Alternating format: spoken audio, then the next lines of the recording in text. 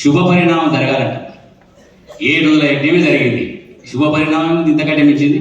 కాబట్టి మరి ఇంత అద్భుతమైన మరి మనం చైతన్యం చేసినటువంటి మహానుభావుడు బ్రహ్మర్షి పత్రిజీ.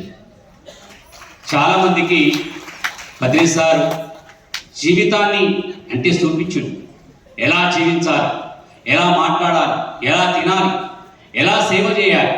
అలాంటి గొప్ప మహానుభావుడు మన ఇంటి తండ్రి, అన్న, తల్లి అన్నీ ఆయనే తోడై మనకు జీవితంలో తల్లి, తండ్రి, గురువులు ఇంత లేని క్రమశిక్షణ మన లోపల తీసుకొచ్చి ఈరోజు మనల్ని నడి రోడ్డు మీద ఇతర జీవులను వధించి కమ్మగా నీ కడుపు నింపి, నీ కడుపు కడుపేనా లేకుంటే అది శ్మశానమా, ఆ జీవుల ఆత్మఘోషలు నీ చెవులకు వినబడలేదా, నీ కఠినపు హృదయపులోకి కరుణన్నది రానే రాదా, మాంసాహారం మానే రోజు రావాలి, మానవులంతా శాకాహారులు కావాలి అని రోడ్డు మీద నిలబెట్టింది మనల్ని కదా. ఎక్కడ చౌరస్తా మీద మాట్లాడుతున్నా అట్లాంటిది నడి రోడ్డు మీద నిలబడి గొంతెత్తి పాట పాడుతున్నాం. బండి శ్రీనివాసరావు అయితే వారం రోజులు టూర్ పెడుతున్నాయి. పొద్దుగల్ల ఏదో ఒక ర్యాలీ చేసి వచ్చేది కాదు, ఆయన నన్ను ఆంధ్రాలో పడేసి తీసుకొచ్చి ఒక రోజు వారం రోజులు ఏం చేయాలి, పొద్దుగాల 7 గంటలు ఇవ్వాలి, టిఫిన్ చేయాలి, 9 గంటలకు ర్యాలీ స్టార్ట్ చేయాలి, ఒక విలేజ్లో 1 గంట 2 గంటల ర్యాలీ చేయాలి, మళ్ళీ వేరే ఊరికి పోవాలి. అట్లా 2 బస్సులు పెట్టి ఆ బస్సులు వేసి తిప్పినాను, వారం దాకా తిప్పిన మా అప్పుడు నాకు అర్థమైంది అసలు సినిమా పత్రిక సార్ అంటే ఏంటంటే. కాబట్టి మనల్ని ఆషామాషి కాదు, మనం చాలా గొప్ప వాళ్ళం. నేను మరి ట్రస్ట్లో ఒక బాధ్యత, అందరి తరఫున ఒక బాధ్యత తీసుకున్నాను. నేను రోడ్డు మీదకి వచ్చి పాట పాడాలని బాధ్యత తీసుకున్నాను. కాబట్టి ఇక్కడ ట్రస్టీ అంటే ఒక బాధ్యత తీసుకున్నాను. పత్రిక సార్ ఒక మాట చెప్పిండు, ఎవడన్నా వచ్చి మన దగ్గర డబ్బు ఉంటుంది కానీ టైం ఉండదు, డబ్బే ఉండదు, టైం ఉండదు, అసలు ఒక క్షణం కూడా టైం దొరకదు. అరే ఈ డబ్బును ఒక మంచి కార్యక్రమాన్ని పెట్టురని చెప్పి ఇచ్చిపోదామంటే ఎవడో ఉండాలి కదా, ఆయన ఇచ్చిపోదామనుకుంటూ తీసుకుంటాడు ఒకటి ఉండాలి కదా. అట్లా అని హనుమంతరావు సెంటర్లో పెట్టి ఈ డబ్బులు తీసి అయ్యా మీరు యజ్ఞాలు జరుపుకుని, వాళ్ళకి యజ్ఞాలతో సంబంధం లేదు, వాళ్ళకి ఏ రోజుతో సంబంధం లేదు. ఈ యజ్ఞానికి సరిపోయే డబ్బు మీకు ఇష్టం ఇది ఖర్చు పెట్టండి, ఈ డబ్బును ఒక సద్వినియోగం చేయండి అని చెప్పి ఇచ్చినప్పుడు దాని ఖర్చు ఆ తీసుకునే వాళ్ళకు ఉండాలి కదా.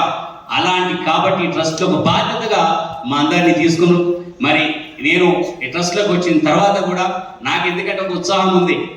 తిరుపతిలో జరుగుతుంది ధ్యాన మహాయజ్ఞం, ప్రపంచ శాంతి కోసం పిఎంసి ధ్యాన యజ్ఞము, రండి కదలి రండి కలసి రండి ఏకమై, ప్రపంచ శాంతి నినాదమై.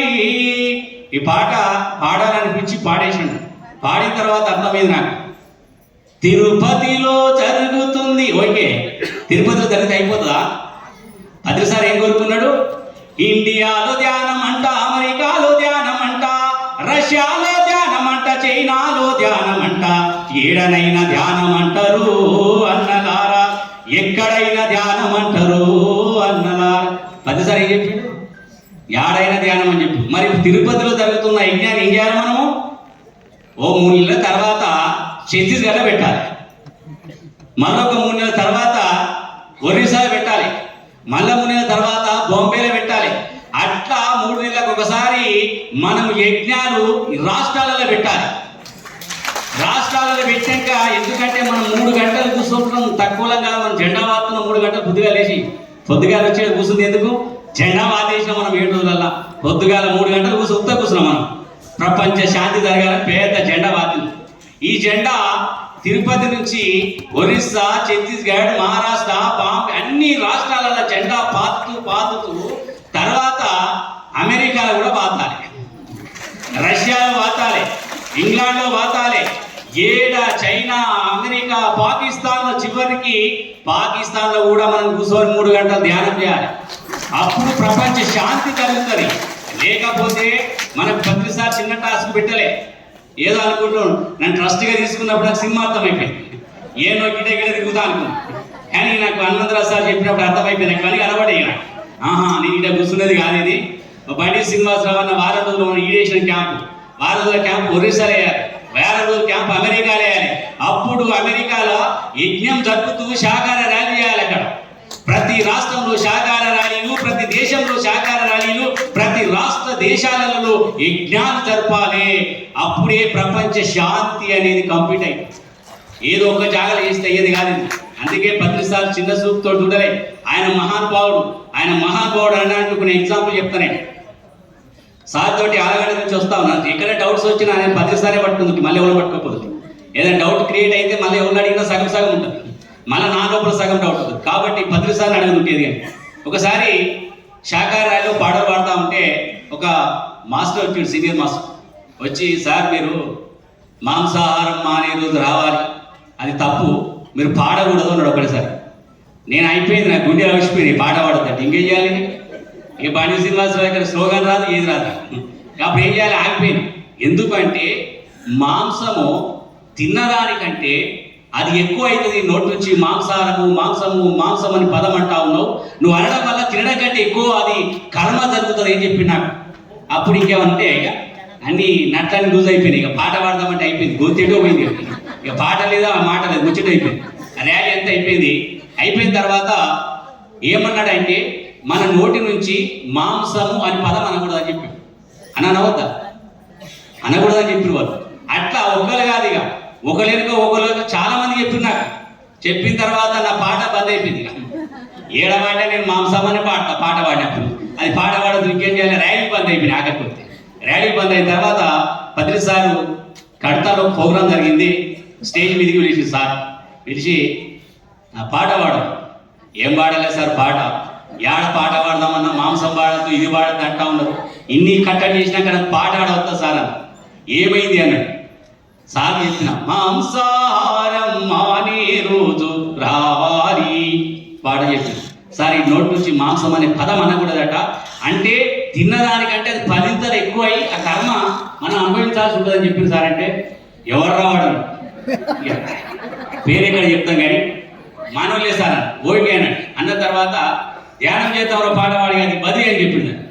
ఆ పాటకి అంటే ఫీల్ అయిన పాడకి ధ్యానం చేద్దాంలో వాడాను. అది ఏం లేదు కదా, ఏం లేదు సార్.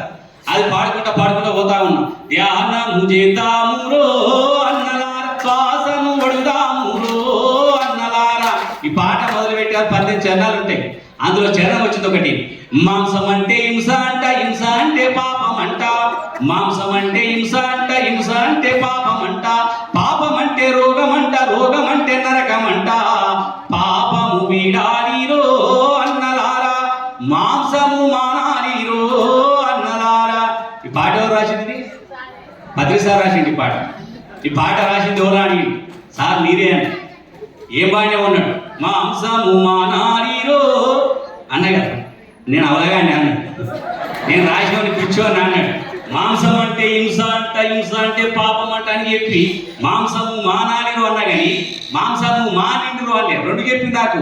మాంసం అనే పదం అనకూడదు, రెండోది మానాలి అనకూడదంట, మానిండ్రు అని అన్నాడు. అయిపోయింది, అయింది అనకూడదు, అయిపోయింది కంప్లీట్ అని చెప్పాలి. 10 సార్ అన్నాడు. అందరూ మాడినాక నీకు నాకు ఏం పని కాలపడ్డారు అబ్బాయి, మీది పోయి కూర్చోవాలి, వచ్చాడు పని ఉందాడు మనం చేసే పని. ఈడ వాళ్ళు మానేదాకా మనం మానాలిరు అనాలి, మాంసం అని చెప్పాలి. నువ్వు శాకాహారిగా అంటే వాడంటాడు శాకాహారి, అది ఎవడో మనకు తెలియదు. అరే మాంసం తిన, ఓహో మాంసం తిందా అని వాడు ఆగుతాడు రాబాయి. ఈ అర్థం కాని భాషలు ఎంతో మంది గురువులు చెప్పి సగం మంది నాశనం అయిపోయారు. అర్థం కాని సంస్కృతంలో చెప్పి సర్వనాశనం చేసిరు. ఇది పాడి భాషలో ప్రతి ఒక్కరికి అర్థం కావాలి అని చెప్పి ఆనాడు 10 సార్ నన్ను తట్టి లేపినటువంటి మహానుభావుడు. అప్పుడు ఇక నాకు ఎక్కడెక్కడ నట్టుడుదని మళ్ళీ పిలిచింది, సర్వపురం తిరిగినవన్నీ. అప్పుడు ఎక్కడిక పాటలు ఎక్కడ ఆపేవేరు, ఎంతోమంది ఏమైనా చెప్పని ఈయనకు సంబంధమే లేదు. ఎందుకంటే నా నోటి నుంచి రావాల్సిన పాట ఏదైతే ఉందో అదే వస్తుంది. ఎందుకు వస్తుందంటే నేను ధ్యానం చేయకముందు నా జ్ఞానం వేరు, ధ్యానం చేసిన తర్వాత నా జ్ఞానం వేరు. ఎందుకంటే నాకు అర్థమైపోయింది మన జీవితం అంటే ఏందో. సార్ దగ్గర నాకు కొన్ని చాలా డౌట్స్ ఉన్నప్పుడు ఇట్లనే 10 సార్లు అడిగేది నేను, ఇక్కడ వేరు కాదు. ఒకసారి ఆలగడ్డ నుంచి వచ్చినప్పుడు కర్మ సిద్ధాంతం గురించి చాలా మంది గొప్పగా చెప్తా ఉంటారు. కర్మ సిద్ధాంతం అంటే అదే కర్మ సిద్ధాంతం గురించి 10 సార్లు ముక్తి గురించి మోక్షం గురించి ఈ పాటలో ఉంది. అయితే నేను ఈ పాట ధ్యానం చేద్దాం పాట హిందీలో రాయించమని చెప్పి 10 సార్లు ఆ హిందీలో రాయించిన తర్వాత లాస్ట్ ఒక చరణం ఉంటుంది. విత్తు బట్టి చెట్టు అంట, కర్మ బట్టి ఫలితం అంట. చెడు చేస్తే చెడు అంట, మంచి చేస్తే మంచి అంట. ధ్యానం చేస్తే జ్ఞానం అంట, జ్ఞానం వస్తే ముక్తి అంట. ముక్తిని పెంచాలి రో అన్నలారా, శక్తిని పంచాలి రో అన్నలారా. ఇది ప్రతిసారి రాసిన ఒక చేత ఉంటుంది అనమాట. దీన్ని హిందీలో రాసేటప్పుడు వాళ్ళు ఏం చేసినంటే, సార్ ముక్తిని పెంచాలి రో, ఇది లేదు సార్ మీరు ఏమో తప్పు రాసిరో అన్నాడు. నేను రాసిన ప్రతిసారి రాసింది, నేను రాసిన పాటది నాదిగా. ముక్తిని పెంచడం ఉండదు సార్, ముక్తిని పొందడం ఉంటుంది అన్నారు. మళ్ళా అప్పుడు శాకాహారం మాంసం ఇదే నాకు వచ్చినాయంతా ఇదే ఉంటుంది, వేరే రాకపోయా. మేడం సార్ చెప్పిండు మీరు రాయింది అని నేను, లేదు లేదు పత్రిసారి దగ్గర ఒకసారి చెప్పుర్రి సార్ ఇది మీరు తప్పు రాసినాను. స్టేజ్ దిగి స్టేజ్ కింద తెస్తాడు. ఏమన్నా మీరు అలాగే కనబడుతున్నారు ఏమన్నా, సార్ ఇది మీరు తప్పు రాసినట్టు ఏం చేస్తాడు, స్టేజ్ మీదకి తీసి కింద ఎత్తాడు. ఒక దొరకలేదు అనుకో, ఏడన మనం చూసినా కింద ఎత్తుతాడు ఆయన. అట్లాంటి మహానుభావుడు దగ్గర పోయి సార్ మీరు తప్పు రాసినట్టు ఇబ్బంది అవ్వాలనుకుంటుండే తప్పి ఏం లేదు, సైలెంట్ కూకునే పాట రాయకుండా సరే నేను ఇందులో వాడకుండా సరే అంట. తర్వాత ఆలగడ్డ నుంచి వస్తా ఉంటే సార్ తోటి, ఆ సార్ కారు చూసినోడు మీరు 7 సీట్లు ఉంటారు. సార్ వెనకాల కూర్చోవాలి, సరిగ్గా సీట్లు ఎవరు లేదు. నేను ఈ సీట్ లాస్ట్ సీట్లో కూర్చున్నా, పోయి మధ్యలో 3 సీట్లు ఇస్తే లాస్ట్లో కూర్చున్నాను. మధ్య చేసే వెనక భూపద సార్ అని, ఏమయ్యా గడకున్నావు కూర్చున్నావు అని. మధ్యలో ఓడేడు కదా గడ కూర్చున్నాం అంటే, ఎవరైనా వస్తే ఈజీగా ఉంటాయి కదా సార్, మళ్ళీ లేచి వెనుక ఓడేందుకు, ఎవరైనా వస్తే ఫ్రీగా ఉంటుందని కూర్చున్నాడు. అన్నాడు. అన్నాక అప్పుడు అడిగేడు ఏంటి సంగతులు అన్నాడు. సార్ అన్నీ కరెక్టే కానీ నేను ఆ పాట రాపిస్తున్నా, మీరు హిందీలో వాడమన్నారు, గురువు ఏం చెప్తే అది వినాలి కానీ అక్కడ పాట ఆగిపోయింది సార్. ఏమైంది, ముక్తిని పెంచాలిలో అని ఉంది, దీని తప్పు అని వాళ్ళ అవగాహన సార్ అంటే ఓకే అని చెప్పిన తర్వాత నీకు ముక్తి మార్గం గురించి తెలుసా అని. తెలియదు సార్. మరి ఎందుకు చేస్తున్నావు ధ్యానం, ఏం చేయాలి మరి, తెలియకుండా చేస్తున్నా, తెలుసుకోవడానికి కదా సార్ అంటూ నోరు మూసుకుని ఎక్కువ మాట్లాడాలి పత్రిసార్తో. వినడం తప్పించి మాట్లాడలేదు పత్రిసార్ దగ్గర. ఈ మాట బంధు సార్ దగ్గర ఉంటే అప్పుడు సార్ చెప్పిండు ఏమనంటే, ముక్తి అంటే నేను శరీరం కాదు ఆత్మ అనే సత్యాన్ని తెలుసుకొని ఎప్పుడైతే మనం ఆచరిస్తామో, జీవితంలో తెలుసుకుంటే కదా ఆచరించాలి, ఎప్పుడైతే మనం ఆచరిస్తామో ముక్తి చెందుతాం.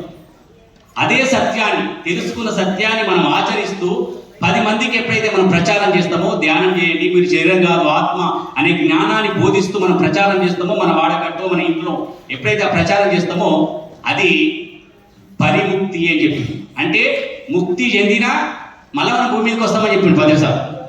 ముక్తి చెందితే రామని గారు, ముక్తి చెందితే వస్తాము. అదే సత్యాన్ని ఎప్పుడైతే 10 మందికి చెప్తామో పరిముక్తి చెందుతాము, అయినా వస్తాము.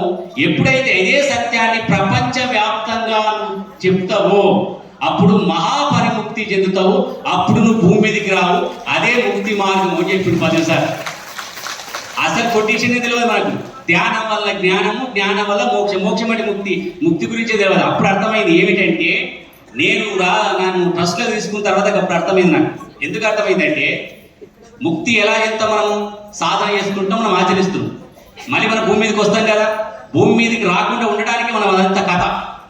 మరి మనం ఒకవేళ పరిముక్తి చెందినా మళ్ళీ వస్తాం, మహాపరిముక్తి చెందితే రా.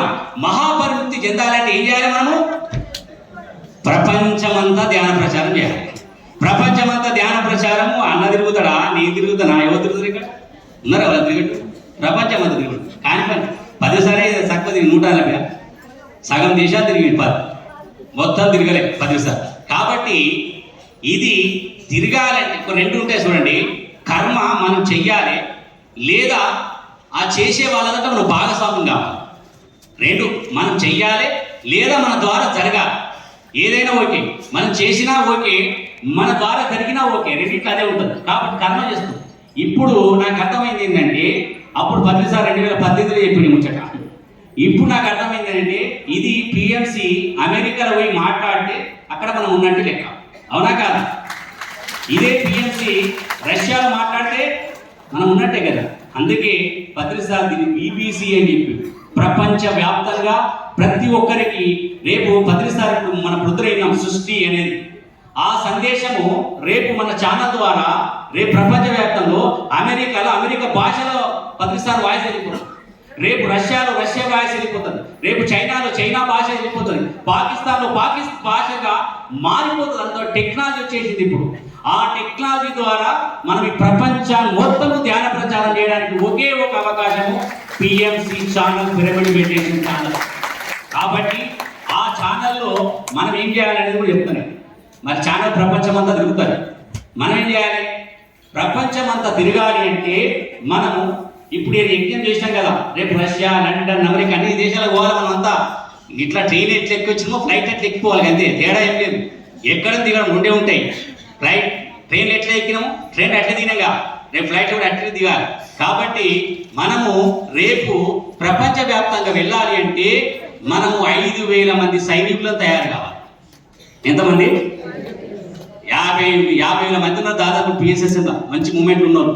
అందుకే ఒక 5,000 మంది ఆర్మీ, సైన్యం ఏదైనా అనుకోరు.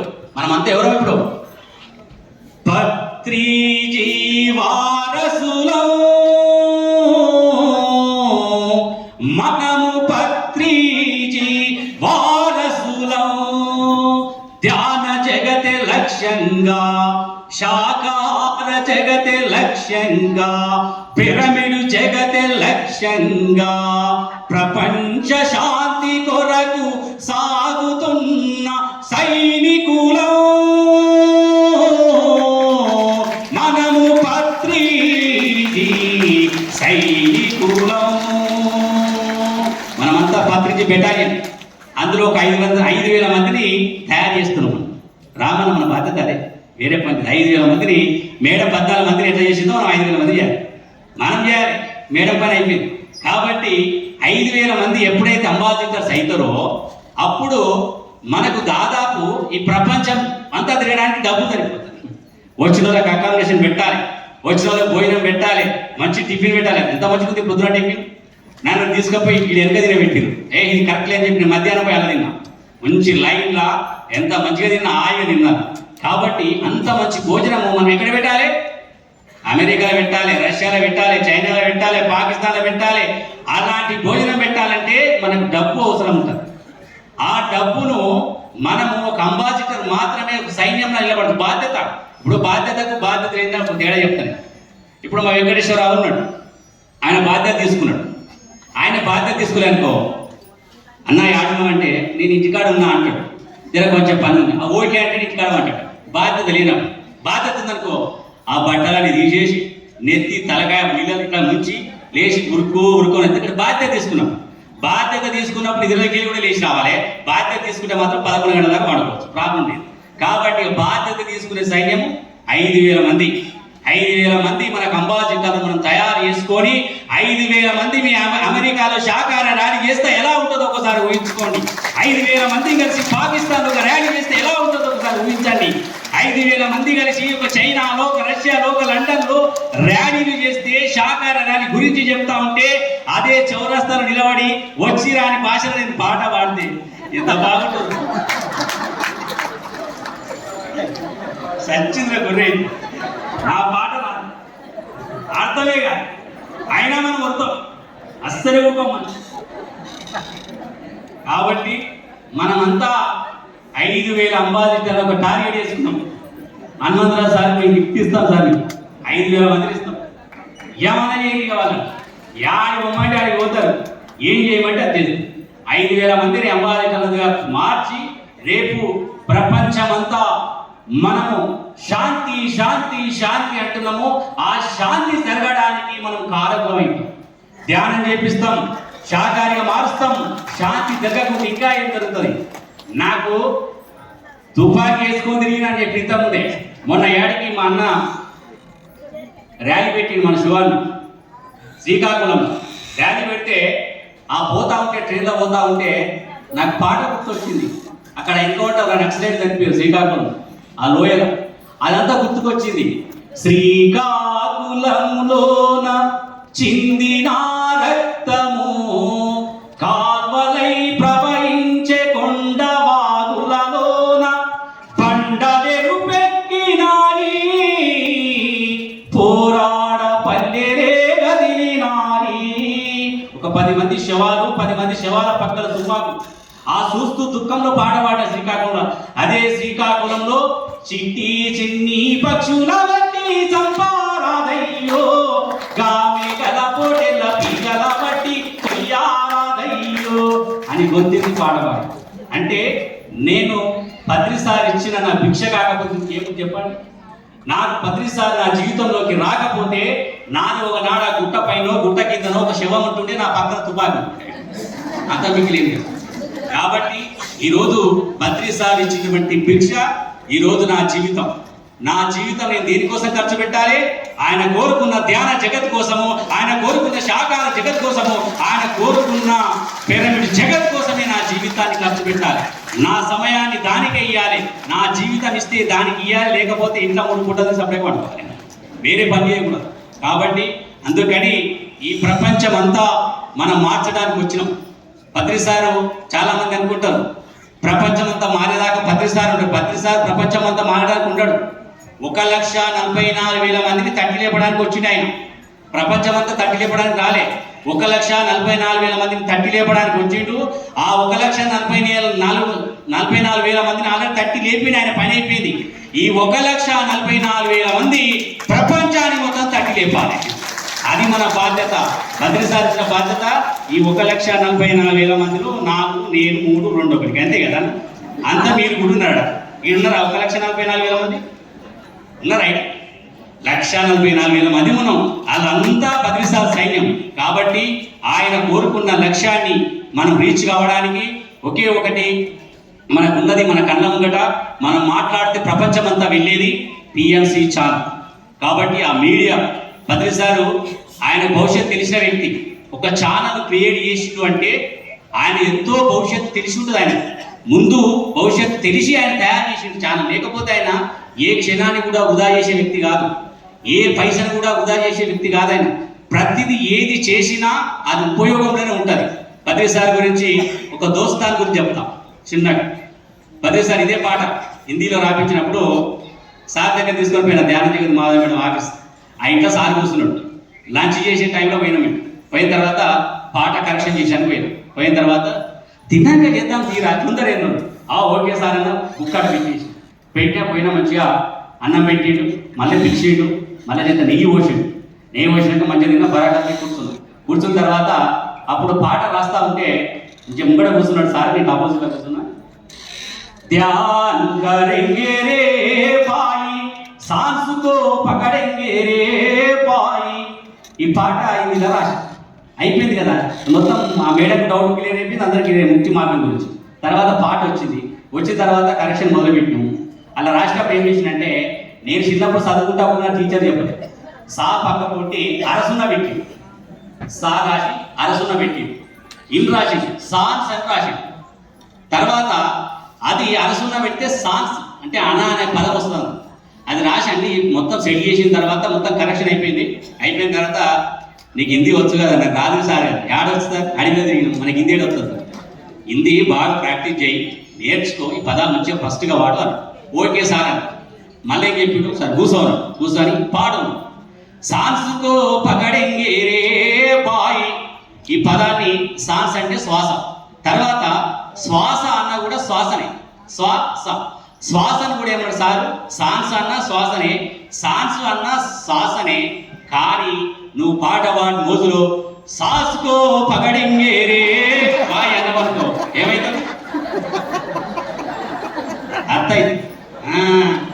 అత్తను పట్టుకుందాము అన్నలా ధ్యానం అట్లా అయిపోతుంది.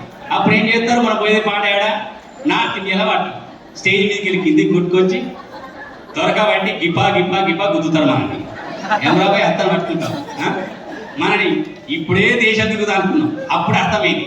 అంటే సాన్స్కో పకడింగే రే బాయి, సాస్కో పకడింగే రే బాయి. అర్థమవుతుందా? అది మనం ఫ్లోలో వాడతాం. శ్వాస పోయి సాస్ అన్నదనుకో మన సినిమా కథ. అప్పుడు వాళ్ళు నార్త్ ఇండియాలో ఏం చేస్తారంటే హిందీకి తీసుకొచ్చి రొట్టెన్ చేసి పడేస్తారు నేను బిడ్డ అని చెప్పి. అప్పుడు 2 చేతులు దండం పెట్టి, అది ఆగక్క నేను అట్లా చేయలేదు, ఇట్లా 2 చేతులు దండం పెట్టి కాదు సార్ ఆడున్నాయి ఇడికే పెట్టిన.